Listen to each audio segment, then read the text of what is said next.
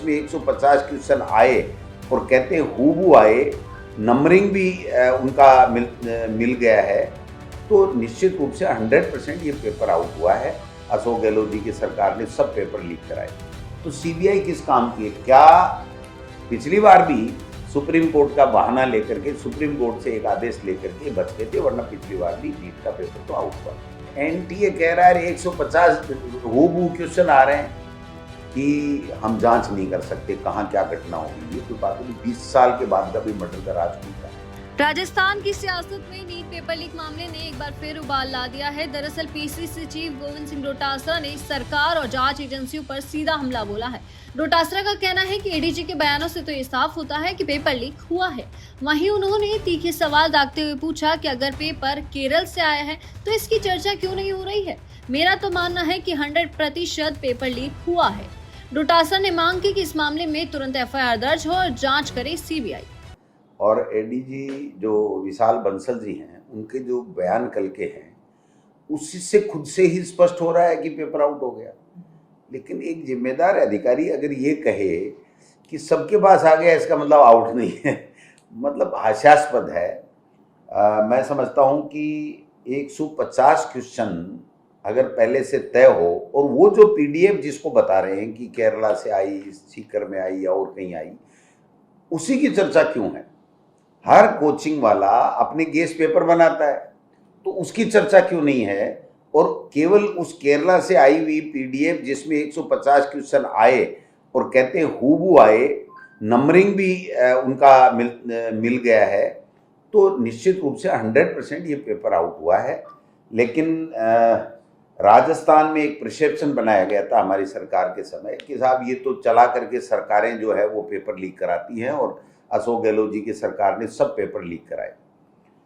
ये paper mafia है, ये पेपर लीक करता है, और पेपर माफिया पे अंकुश लगाना सरकारों का काम होता है। हमने भी हमारी दृष्टि में, हमारी सरकार ने भी प्रयास किया और इन्होंने भी प्रयास किया, बट फिर भी पेपर लीक हो गया। तो पेपर लीक की एफआईआर दर्ज होनी चाहिए, और एफआईआर दर्ज करके सीबीआई से जांच कराई जानी चाहिए। यहाँ एक स्टेट इसकी जांच नहीं कर सकता है, तो सीबीआई किस काम की है? क्या जो विपक्षी दल हैं उनके ऊपर, उनको टॉर्चर करने के लिए, उनको दल बदलवाने के लिए, सरकार गिराने के लिए, क्या इसी के लिए ईडी और सीबीआई और इनकम टैक्स बने हुए हैं क्या? मैं समझता हूं कि ये सबसे सटीक केस है कि सीबीआई जांच करके इस पेपर लीक की जांच होनी चाहिए और दोषियों को पकड़ा जाना चाहिए। और मैं समझता हूं कि जो बच्चों के अंदर जो एक अविश्वास की खाई दिन प्रतिदिन बढ़ती जा रही है इस पेपर एग्जाम्स को लेकर के, नौकरियों की जो पात्रता परीक्षाओं को लेकर के, उसको समाप्त करने का अब समय आ गया है। जैसे हमारी कांग्रेस की सरकार ने 1 करोड़ रुपया और आजीवन कारावास की सजा का प्रावधान किया, वैसे भारत सरकार पूरे देश के अंदर एक कानून बना करके क्यों नहीं लागू करती है? जब इनको परिसीमन का चेंज कराना हो तो इनको याद आ जाती है कि सब एक हो जाओ राष्ट्र हित में, और दूसरा जब उनको कानून पारित कराना होता हो तब वो सारी बातें कर लेते हैं।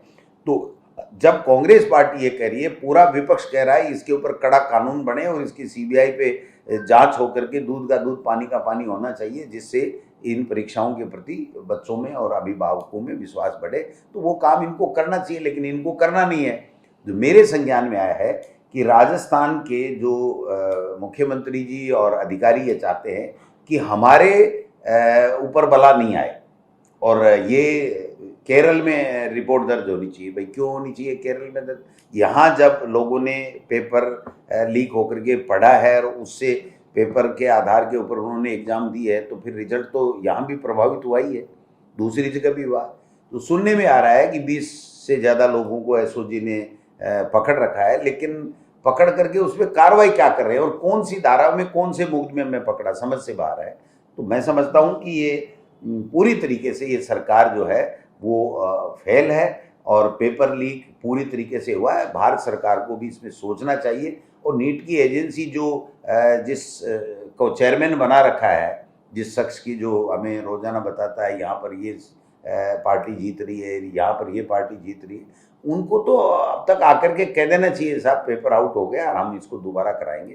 पिछली बार भी सुप्रीम कोर्ट का बहाना लेकर के, सुप्रीम कोर्ट से एक आदेश लेकर के बच गए थे, वरना पिछली बार भी नीट का पेपर तो आउट हुआ था। आपको क्यों लगता है कि पेपर लीक हुआ है, बावजूद उसके वापस पेपर नहीं करवाना चाह रहे और केरल का जिक्र बार-बार? देखिए, इसलिए मुझे लग रहा है कि ये बीजेपी की मोडस ऑपरेंडाई है। बेईमानी, भ्रष्टाचार हो, अपना आदमी है, उसके खिलाफ कोई कार्रवाई मत करो। पेपर आउट हो गया, हमारी सरकार पे इल्जाम है, मत मानो। 12 केंद्रीय मंत्रियों को एक साथ हटाया था और सबको बताया कि उनके बारे में भ्रष्टाचार की गंभीर शिकायतें थी, लेकिन उनको वो रूप नहीं दे करके और केवल कि नहीं हमने तो इनको संगठन में काम में लेना है। इसको कौन से उन 12 में से किसको संगठन में काम में ले रहे हैं? तो इनकी ये पूरी तरीके से नीति यही है कि हम जो करें वो करें, हमारी मर्जी है, जैसे करें।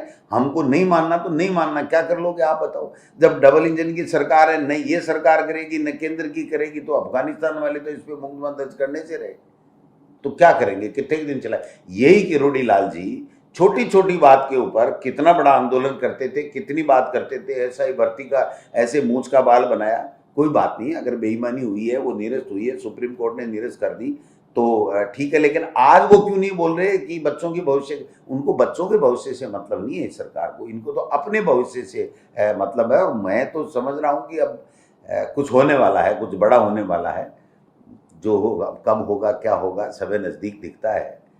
तो राजस्थान में तो मतलब इनकी हिम्मत ही नहीं है, जब तक ऊपर से कोई पर्ची नहीं आए तब तक ना ये कुछ कर सकते हैं। एनटीए ने जो एक बयान जारी किया, उसमें एनटीए ने ये कहा कि जो इस परीक्षा को लेकर जिस तरह की सुरक्षा, गोपनीयता, ट्रांसपेरेंसी थी, तो वहां पर वो कह रहे हैं कि ऐसा संभव नहीं है। यार क्या नहीं है? एनटीए कह रहा है 150 हूबहू क्वेश्चन आ रहे हैं उस पीडीएफ से, जिस पीडीएफ की बातें चल रही है। तो फिर आप कैसे कह सकते हो ऐसे संभव नहीं है? संभव नहीं है तो संभव हो ही रहे ना। अब आप एक तरफ तो कह रहे हो कि राजस्थान के अंदर सब पेपर लीक होते थे, और एक तरफ कह रहे हो बीजेपी में एक भी लीक नहीं होता। तो ऐसा कौन सा सॉल्यूशन लगा दिया कि भाई ये तो फेविकोल का जोड़ है, जो ये बिल्कुल ये तो टूटेगा ही नहीं, ये हम तो बीजेपी के लोग हैं इसलिए हमारे यहाँ तो आउट होता है नहीं। पेपर माफिया तो कहीं भी सक्रिय हो सकता है, किसी भी सरकार के समय वो कर सकता है, और कर रहे हैं वो। आज कोई सा ऐसा स्टेट बता दो जिसमें पेपर लीक नहीं हो रहे, पेपर माफिया नहीं कर रहे हैं क्या? लेकिन एक परसेप्शन राजस्थान में बना दिया कि साहब कांग्रेस के सरकार के समय पेपर लीक हुए, ये गड़बड़े हुई, हमारी नहीं। ये जो राजस्थान में भी जो पेपर लीक की जो बातें आ रही हैं, जो लोग बात, ये 2004-05 से ये गिरोह सक्रिय हो गया था, लेकिन इनको जमानत मिल जाती है। एक आंकड़ा है कि अगर पिछले 5 साल की बात की जाए, राजस्थान में 3 बार पेपर लीक हुआ है, ऐसी जो ये आंकड़ा कहता है। दूसरी बात, जो एडीजी हैं वो कह रहे हैं बहुत लेबोरियस है ये, इसकी जांच करना, तो इससे क्या मतलब निकालेंगे? नहीं, देखिए, उनका जो बयान था वो बिल्कुल ही कोई इतना जिम्मेदारी का बयान नहीं था कि हम जांच नहीं कर सकते, कहाँ क्या घटना होगी। ये कोई बात नहीं। 20 साल के बाद का भी मर्डर का राज खुलता है।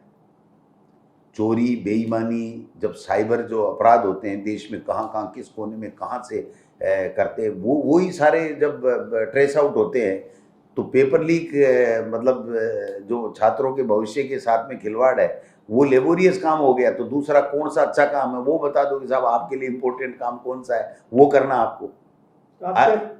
सीकर से क्या एफआईआर होनी चाहिए? क्योंकि जो पीजी के अंदर जो नाम आए हैं, जिनके पीजी का या करियर काउंसलर वाले हैं यहाँ के, तो आपको क्या लगता है कि यहाँ शिकायत भी एक पीजी वाले नहीं? देखिए, मैं तो कहता हूँ कि जब राजस्थान की एसओजी को, राजस्थान की पुलिस को, राजस्थान की सरकार को ये पता लग गया कि पेपर लीक हुआ है, तो रिपोर्ट कहाँ दर्ज करी ये मायना नहीं रखता, लेकिन उसके ऊपर पूरी रिपोर्ट दर्ज होनी चाहिए और उसके तह तक पहुंच करके फिर सीबीआई की, राजस्थान की सरकार को सिफारिश करनी चाहिए, क्योंकि ये ऑल ओवर इंडिया की एग्जाम है, न कि अकेले स्टेट की। इसलिए रिपोर्ट जहां गड़बड़ी हुई है वहां दर्ज हो, और इनिशियली वो होने के बाद में वो सीबीआई को रेफर जाना चाहिए तुरंत, और इसकी पूरी जांच होनी चाहिए, तभी जा करके। और ये जो रैकेट बना हुआ है, ये जो है, वो पूरा का पूरा पकड़ा जाएगा और बच्चों के साथ में न्याय मिलेगा। वरना तो राजस्थान वाले छूछा करके छोड़ देंगे कि साहब हम कहाँ जाएं केरल, कौन इनको पूछेगा। तो निश्चित रूप से इसकी सीबीआई की जांच होनी चाहिए।